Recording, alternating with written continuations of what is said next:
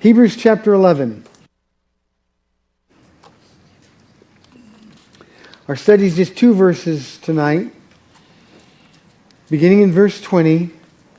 Would you read along with me, please? By faith, Isaac blessed Jacob and Esau in regard to their future. Now that sounds very innocent and nondescript. We'll talk about it. And then verse 21. By faith, Jacob, when he was dying, blessed each of Joseph's sons and worshipped as he leaned on the top of his staff. Father, tonight we learn the right way and the wrong way to approach a walk by faith. Lord, speak to our hearts. Challenge us every time we open our Bibles in Hebrews 11. We want to be those men and women who are somewhere being mentioned in your hall of fame of faith in heaven. Lord, fill us overflowing with your Spirit. May we be obedient children. Men and women who understand our relationship to the God that we call Lord. Overwhelm our fears. Overcome even our disobedience. And settle in our hearts once and for all that you're in charge. You say what we do, when we do it, and how we do it, and we simply say, yes, Lord. And then you empower us to do that which pleases you. We know, Jesus, without faith, it's impossible to please you. So give us extra doses of faith tonight, a faith that is empowered by obedience. If there's even one here tonight who isn't born again, if they don't yet know you, tonight add to your family, Lord. Ask them to be yours. And then give them the gift of faith that you've given those of us who believe. We love you, we praise you, and we thank you in Jesus' name. Amen. I had a man in the church come up to me after Wednesday night's Bible study. And you could tell he was just a little bit flustered. And I said, are you okay? And he said, Pastor Ron, I give up. And my response wasn't what he expected. I said, good. You see, that's the best thing that any of us can do, is just give up. Stop trying to control God. Stop trying to manipulate circumstances, and just do what he tells you to do, the way he tells you to do it. And the sooner we get to the place that this man was the other night, I give up. When we get to that place, that's where faith really begins to grow. I've said it many times already in Hebrews chapter 11. I will say it many, many more. That's when we see the hand of God move in and through our lives. And once we see his hand active in our lives, we won't settle for anything less than that for the rest of our days. Tonight, let's give Jesus control. Tonight, let's say, I give up, Lord. I give in. I quit trying to do things my way. And if you listen really, really carefully, you'll hear sort of a whew from heaven. And Jesus saying, it's about time, let's get busy. Isaac and Jacob are the object of our study tonight. Verse 20 says, by faith Isaac blessed Jacob and Esau in regard to their future. Now, there isn't a lot that we can talk about with Isaac, and to me, that's a fascinating thing. I mean, think about this son of promise, this miracle child. You would think that this would be the one child born to Abraham and Sarah in their old age, the one that they waited for, the one that they prayed for. You would think that this would be the man that would have volumes written about him. Next time when we get to Joseph, a huge section of Genesis is devoted to Joseph. Jacob has a big story to tell, and Genesis provides. a lot of that story. Even though he only gets one verse in Hebrews 11, we'll talk about why that is tonight. But Isaac, the son of promise, gets nothing. One verse in Hebrews 11, and it's a verse that is really, at least for us, obscure. We would think, wow, that's no big deal. By faith, he blessed Jacob and Esau in regard to their future. It's not a big deal. But you know what I find even more fascinating is that in the book of Genesis, this son of promise only gets one chapter. And it's almost as though God is saying, you know, this is the biggest disappointment to me in the whole book of Genesis. This is the man that I had such plans for. This is the man through whom the entirety of the world is going to be blessed. And yet, well, I'm going to give a bunch of chapters to all of the other characters. To Isaac, he gets one chapter. I call him one verse, one chapter, Isaac. And that's all he gets. Now, you remember his story, Genesis chapter 27. Isaac had two sons, Jacob and Esau. One of the sons was his father's favorite. That's a constant reminder, men, don't play favorites with your children. If you do, it will leave a lifetime of scars. And if you do, my counseling load will be increased. That's just the way it is. Do not play favorites with children. Isaac favored Esau because he was a man's man. He had hair all over his body, and he was the guy that went out and worked hard and came back smelling like he worked hard. But you see, he was his father's favorite because he was a hunter who could provide his father's favorite meal. This was his son. When Isaac was with other men, he would brag about Esau. Well, what about Jacob? Oh, Jacob's fine. But Jacob is sort of a mama's boy, and well, Esau is the one who takes after his dad, which, by the way, wasn't true.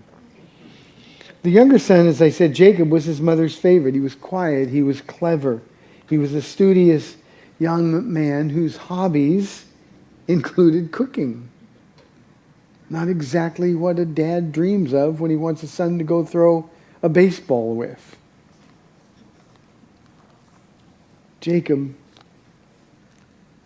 wasn't his father's favorite. You know, I'll never forget how disappointed I was when my sons decided they didn't want to play baseball. I did everything I could to convince them otherwise. Ronnie especially was really, really good. And all I could think about was, this is the kid who will get to the majors. I never could make it that way. But this is the one. And probably I put so much pressure on him, I ruined it for him. But when Ronnie found tennis and Terry then found volleyball, they gave up baseball. And I was so disappointed. But what I had to learn, and I hope what we learn as parents, is that we can't determine God's plan for our kids. We have to love them for who they are in Christ. And I say it that way because there's a whole lot of advice in this world. No, just accept them the way they are. If they're sinning against God, you can't love them that way. You can't accept them that way. But we have to accept our children for who they are in the will of God. Every child is born with a plan from God, and we are to give them the gifts and the upbringing, the training that they need to accomplish God's plan for his life. In my case, I learned that God's pretty good because I learned to love volleyball and I learned to love tennis. And I got to spend some wonderful time. In fact, some of the best family times we had. Now remember, this is before I was saved. When I worked 100-hour weeks, some of the best family time that I got to spend with my wife and my children was chasing tennis matches or chasing BMX races or chasing volleyball tournaments. And it was simply God sort of moving and manipulating all things together to work out for my good according to his purpose. When we try to manipulate, when we try to control God, things never work out. We'll see that tonight. Now, I want to talk a little bit more about Isaac's faith as it's noted here in Hebrews chapter 11. It was his plan all along to bless Esau and not Jacob, even though he knew from the time the twins came out of the womb that it would be Jacob who would be the one to inherit the blessing. Now, in a Jewish culture, it was always the firstborn son who inherited the blessing. Not so in our two instances that we're going to talk about tonight. God had a plan. It wasn't Isaac's plan. And Isaac did everything that he could to manipulate it so that Esau was sure to get the blessing. Because he liked Esau better, his flesh, he had to learn, was no match for God's plan. He couldn't change God's plan. When Isaac realized that it was God's plan to bless Jacob and not Esau, in spite of everything that he'd done to manipulate the outcome, the King James says that he trembled very exceedingly. The NIV says he trembled violently. And that's because he, for the first time, had a healthy fear of God.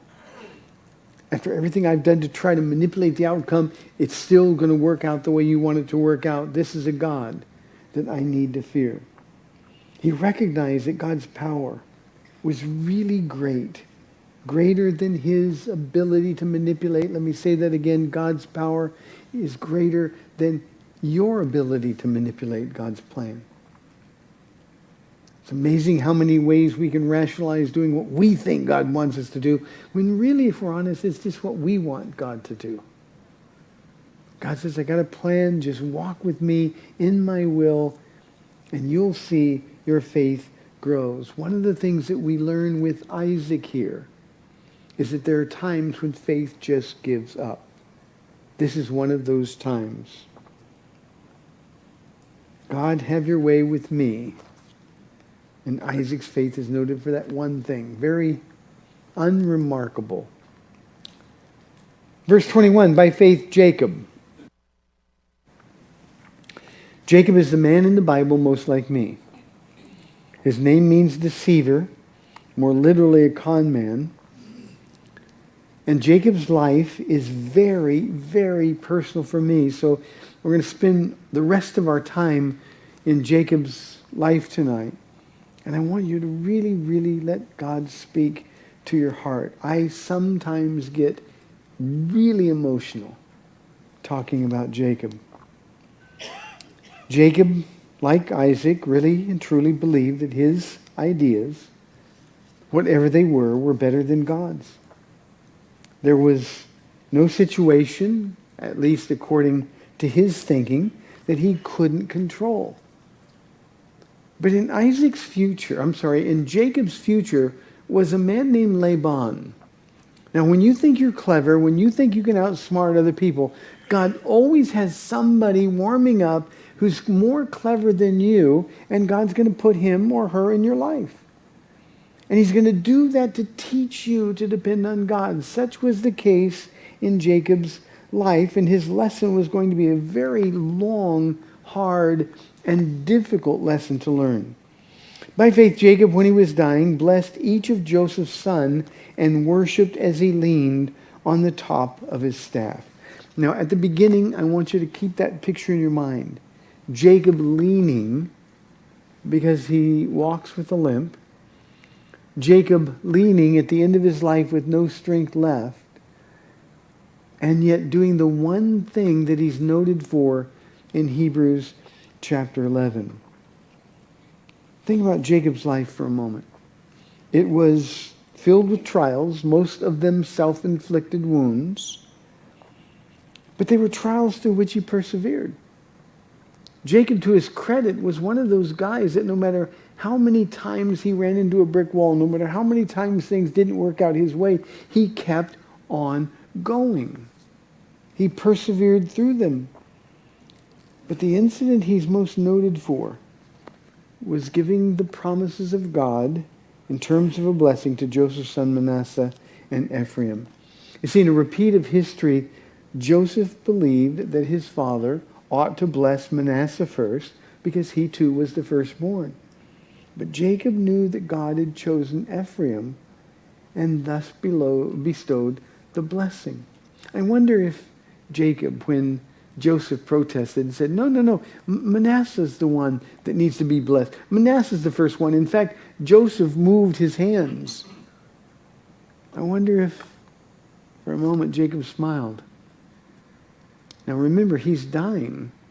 This is the end of his life. I wonder if he smiled and looked up at God and said, you know, even in my last days, you're trying to make the point that you were always right. I want you to get to the place where you understand that God is always right. He doesn't need our input. He doesn't need our opinion. He never asks us what we think. He gives orders, and it's our job, by faith, to follow them. Now, Jacob was not a quick learner. I want you, and I certainly want me, to be a quick learner. The two things I'm most afraid of in my life, first is not finishing well.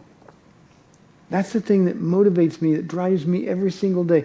I want to finish better than I started. I don't want to get to the end and find out I blew it. I don't want my witness to have been compromised.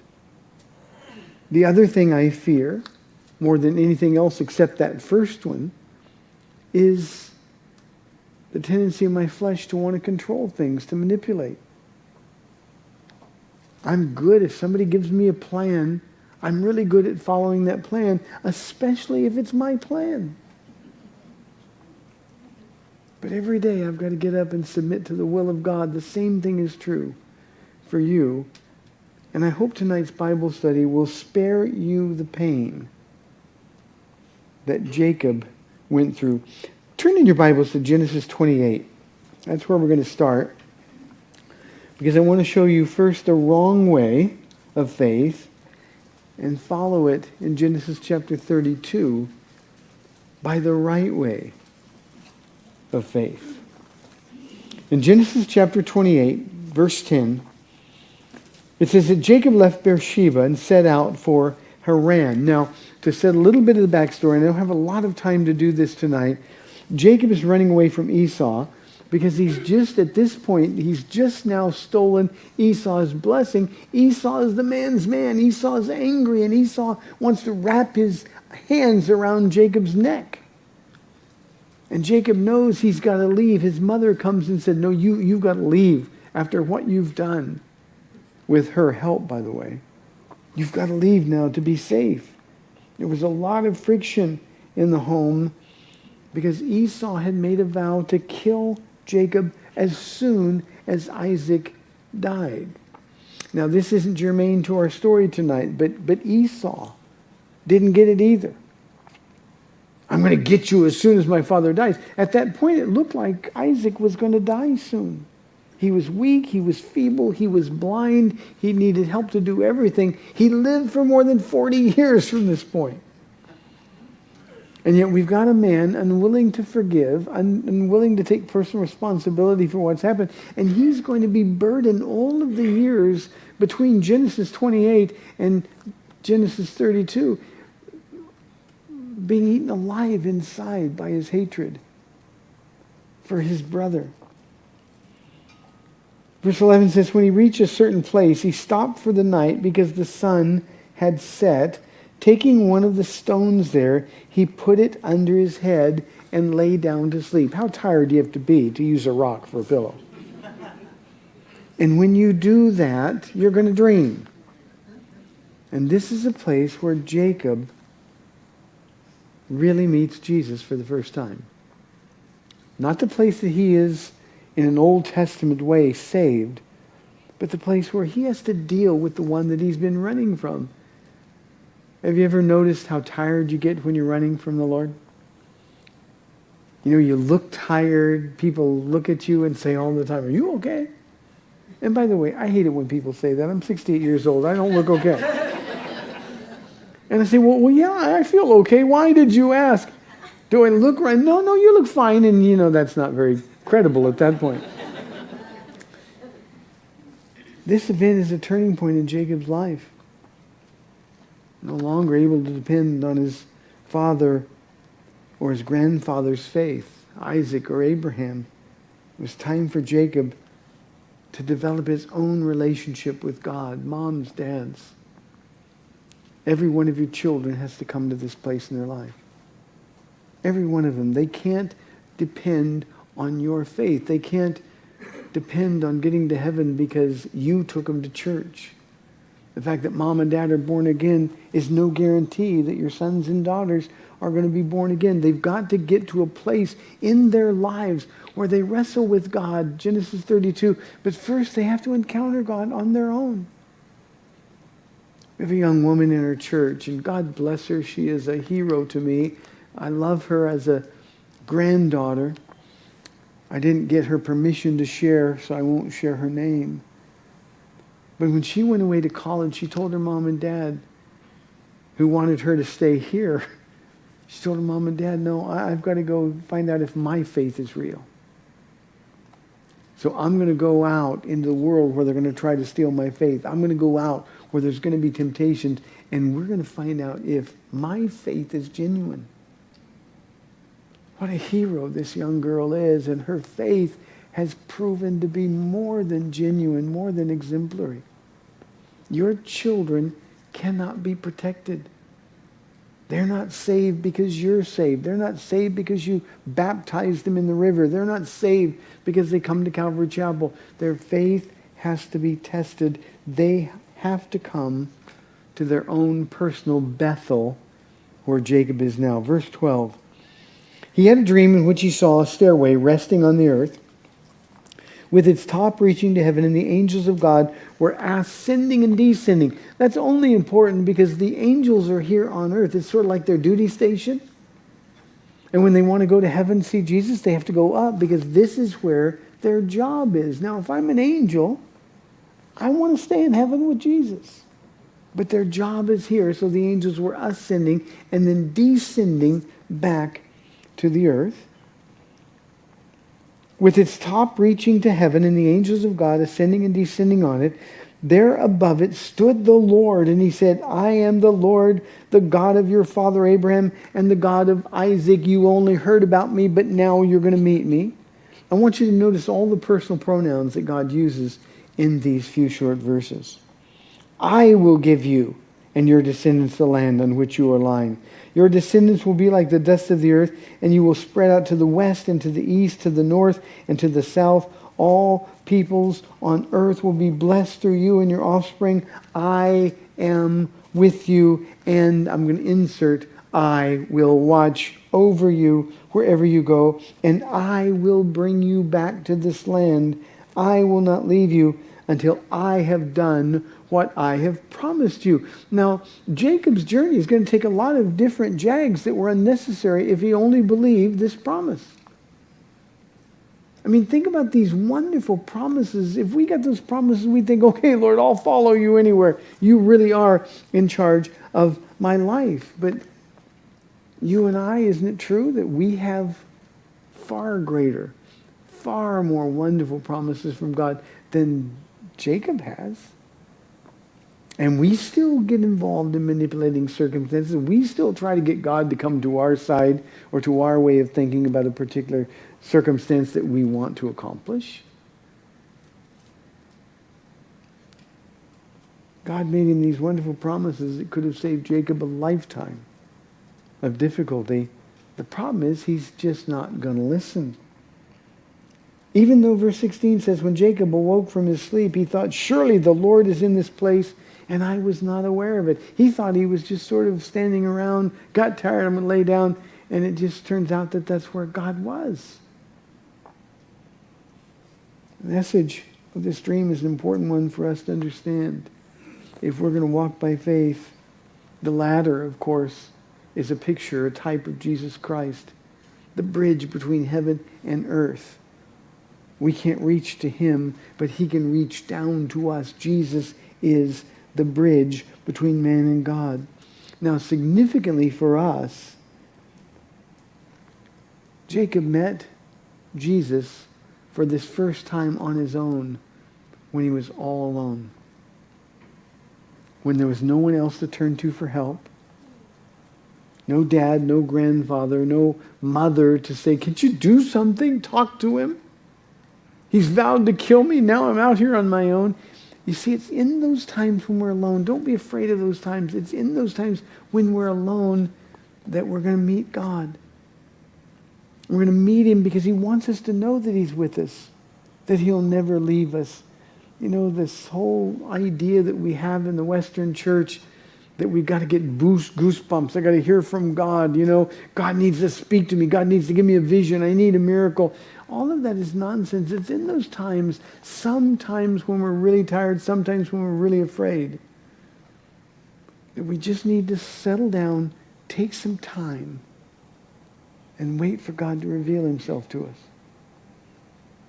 Now, the problem we have with that is we live in a really busy world. We live in a world where every minute seems to be orchestrated. I used to tell Paula, as we find out what we're doing here at Calvary Chapel, things will slow down. We'll have more time. Things will be easier. Just the opposite has happened. And I have to fight like crazy to get quiet time with God. I've got to make it a part of my daily routine. I can't do it at home. I can't do it here at the office. I've got to be out where it's just him and me. I do it, some of you are going to gasp, by making sure my cell phone is nowhere close to us. Why is it that we would, instead of taking time to talk with God, will interrupt that time to answer a phone call or a text? Well, it might be something really important like talking to God isn't. We've got to quiet down. We've got to embrace those times alone, because those are the times when God will show himself just to you personally. Now, Paul and I, we spend time with the Lord together. It's important. But none of that would have any value if, in fact, Paula didn't spend time alone with Jesus and if I didn't spend time alone with them. Jacob is all alone, and it's in those times when you're all alone, and then the Lord appears to you, he speaks to your heart, and you walk away realizing, you know what, I was never really alone, was I? We sing a song. It says he was always there. He was always there. When we didn't think he was always there. I'll never walk alone. Well, Jacob had to learn that.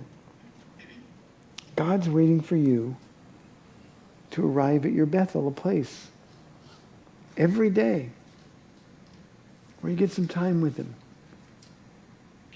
He wants to challenge you. He wants to encourage you. He wants to strengthen you. He wants to laugh with you. He wants occasionally to give you some goosebumps. But he just wants to know that the relationship is valuable enough to you to protect it with all of your heart. And I hope this doesn't sound really strange to you. It's not, I don't intend it to. But there are times when I'm out walking with Jesus, when I say to him, Lord, is there anything that I need to hear today? There's a lot I want to hear, Lord, but is there anything I really need to hear today? And there are times when Jesus will so clearly speak to my heart. Nothing weird, no audible voices. But he'll speak to my heart, and he'll say just this. He'll say, thank you for taking the time to be out here with me. And I always get embarrassed when that happens. And the reason I get embarrassed is because you thank me. No, I should be thanking you. It's sort of like Peter, oh no, Lord, you're not going to wash my feet. But okay, you're Jesus. If you want to say thank you, you're welcome. Take some time with Jesus. It's more important than I can adequately communicate tonight. The next verse says, he was afraid and said, how awesome is this place? This is none other than the house of God. This is the gate of heaven. Well, early the next morning, Jacob took the stone he had placed under his head and set it up as a pillar. This is to worship, and poured oil on top of it. He called that place Bethel, though the city used to be called Luz. Now here's the wrong way to approach your work of faith. Remember now the promises that God made him. Then Jacob made a vow, saying, if God will be with me and will watch over me on his journey I'm taking, and will give me food to eat and clothes to wear, so that I return safely to my father's house, then the Lord will be my God. And the stone that I have set up as a pillar will be God's house, and and all that you give me, I will give you a tenth. Have you ever approached God like that? You know, we're supposed to walk by faith, by faith, not by sight. And there's too often we say, okay, God, you show me and then I'll believe. And God says, no. How about believe and then I'll show you? And yet we do it all the time. Some of you have been called into ministry and God's said, okay, this is what I want you to do. And say, okay, well, just let me make some money, let me retire, and we put our conditions on God. If you do that, then I'll do what you asked me to do. And that reverses the whole lordship argument, you know. You're the one that's giving orders. You're the one that's defining the terms. That's the wrong way to approach God by faith. He will never respond, and you will be doomed like Jacob was doomed for a lot of hard, difficult years. I want you to think about Jacob for a moment, because it was at this point that God inserts Laban into his life. Laban, the better con man, the better deceiver. He falls in love with beautiful Rachel. Goes to Laban, I'll work for you. What's the bride price? 7 years of your service. And Jacob says, she's worth it. You got me. 7 years. In an Oriental wedding in the ancient culture, the brides wore veils for the marriage to be consummated on the first night of the marriage feast, the first night of 7. The groom would go in to his tent. His wife would come in covered with veils, and she would lay with him. Jacob thought he hit the jackpot, fell asleep, woke up the next morning, and there was not Rachel, but Leah. He goes to Laban. He says, how could you do this to me? And he said something about his custom. You know, well, this is just the way it is. The older daughter has to be given away first. And so that's, and he said, well, I wanted Rachel. And he says, work for me for 7 more years and you got her. 7 more years. Now, he didn't have to wait 7 years to marry her. He married both of them. But the idea is 14 years because of all of the ifs and thens in the verses that I just read. If you come to God with conditions, if you try to God to get to come to you on your terms, there's going to be a lot of time wasted, a lot of pain. And such was the case with Jacob. So how do we fix that? It's easy. Turn ahead a few chapters to Genesis 32.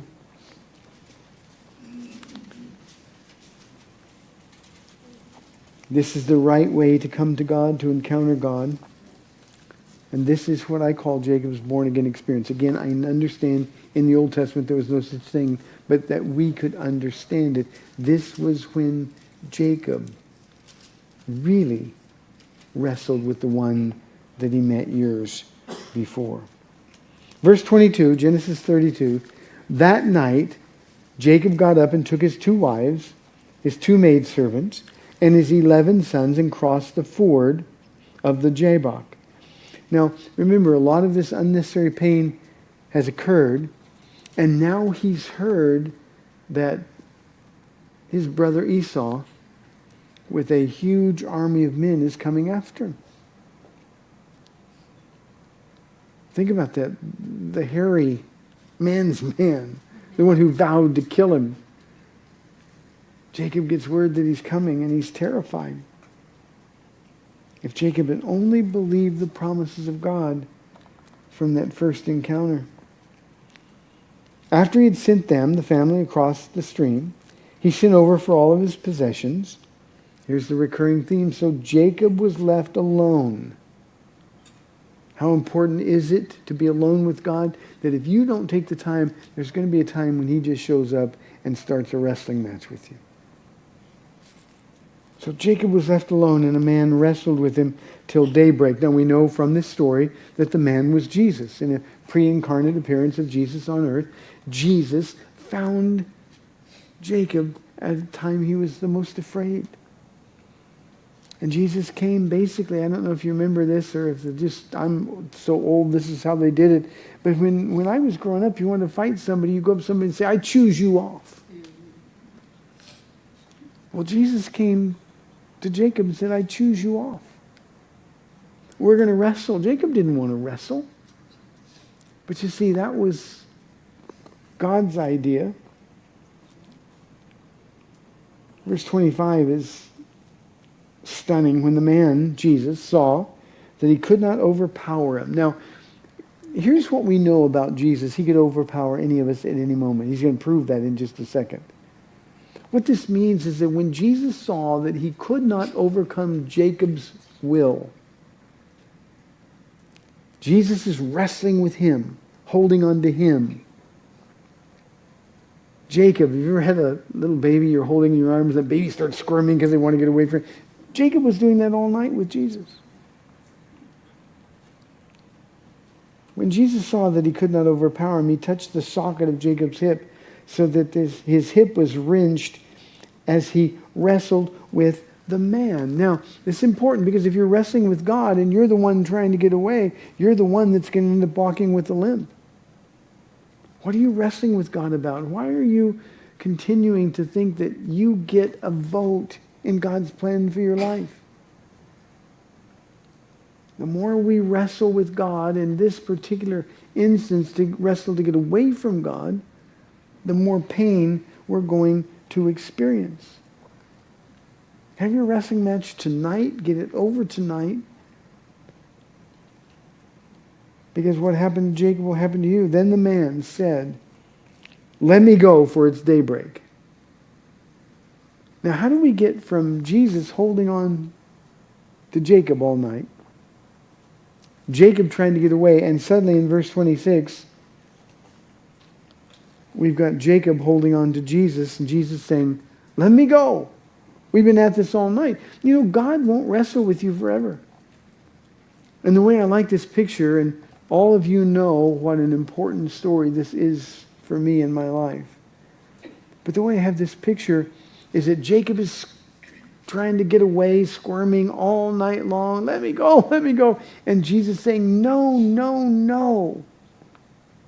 And finally, when it's over, when Jacob's will wins out, he's not yet broken, Jesus just says, okay, I'll let you go. In this case, the instant he was going to let him go, he just touched his hip and crippled him. He would walk with a limp, as I said earlier, for the rest of his life. And when Jacob finally experienced the power that he was trying to run away from, he was convinced, I'm now going to hold on to you. Let me go, Jesus said, for it is daybreak. My wrestling is over. I'm done fighting with you. Let me go. And Jacob says, I will not let you go until you bless me. Now that's what I want all of you to realize tonight. When Jesus has you, you hold on tighter. Virtually every day, I'm sure I have missed some, but virtually every day for 28 plus years, I've been saying this very thing every morning. I say, Jesus, today of my own free will I choose to serve you. Not by might nor by power, but by your Spirit in your name and for your glory.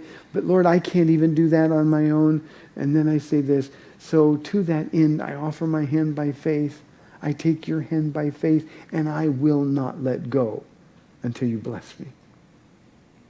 And I take it one step further. I extend my left hand.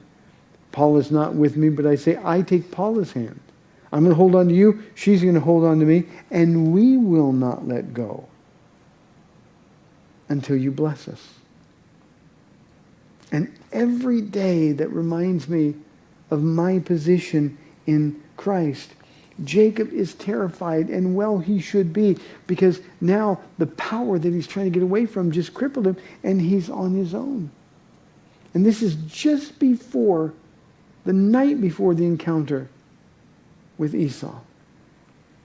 Can you imagine being ready for a fight, and Jesus cripples you just before the battle begins?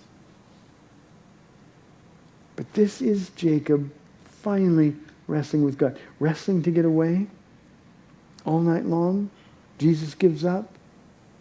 Jacob realizes the power he's trying to run from, and now Jacob is the one holding on. Here's the lesson for faith. We win by losing. We win by losing. We don't win by trying to chart our own path. We don't win by being stubborn. We win by surrendering. I give up, the man said on Wednesday night. That's how we win. And the result, the man asked him, "What's your name?"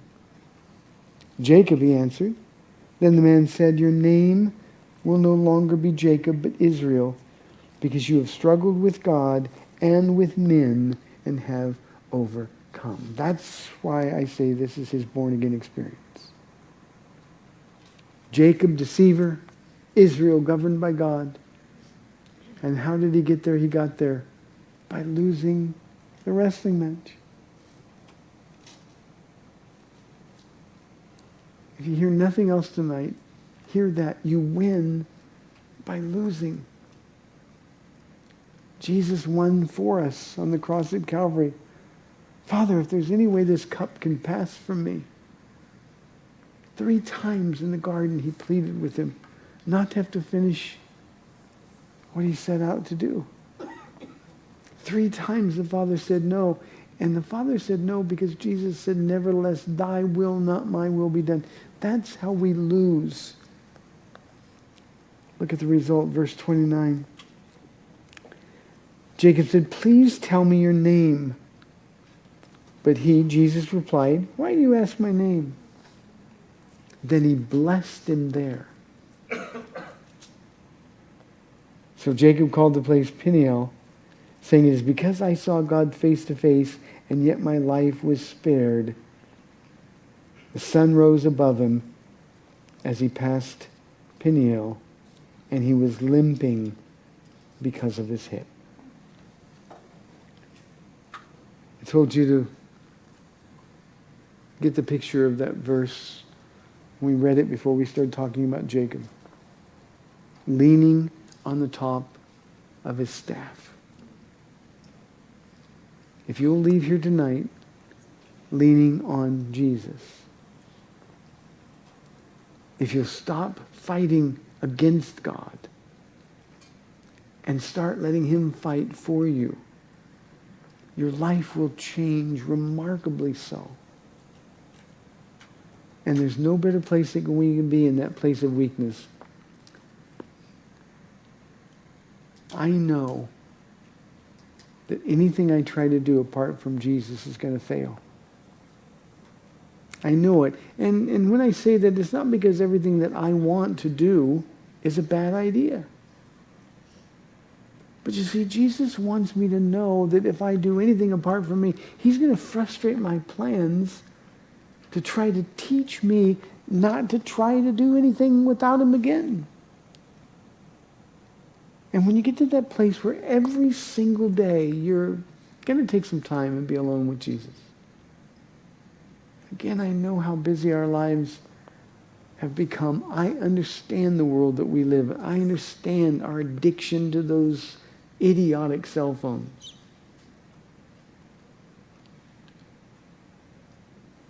But before Jesus shows up and starts trying to pin you, find a way to spend some time all alone just with him. And don't go out one day, get frustrated because, well, you didn't talk to me. Just talk to him.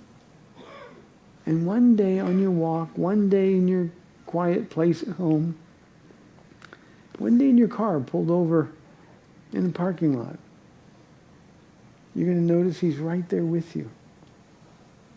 And he's going to start speaking to you and encouraging you and challenging you and giving you the direction that you've been begging him for. But if you won't take the time, he won't speak. Wrestle with God tonight. Don't let it take all night. Whatever it is that you're afraid of, whatever it is that you're holding on to, whatever is interfering with your relationship with the Lord, lay it all down and say, Jesus, I give, you win. You remember what Jesus said? If you find your life, you'll lose it. But if you lose it for him, you'll find it. Jacob took way too long. There was way too much pain. Let's learn from his lesson. And let's learn to lose tonight so that we can win. Can we have the men and women from the pastor's class come up? Father, as the worship team comes back and people here for prayer come forward, would you speak to our heart perhaps tonight? There's some of those things that you want us to lay down at your feet.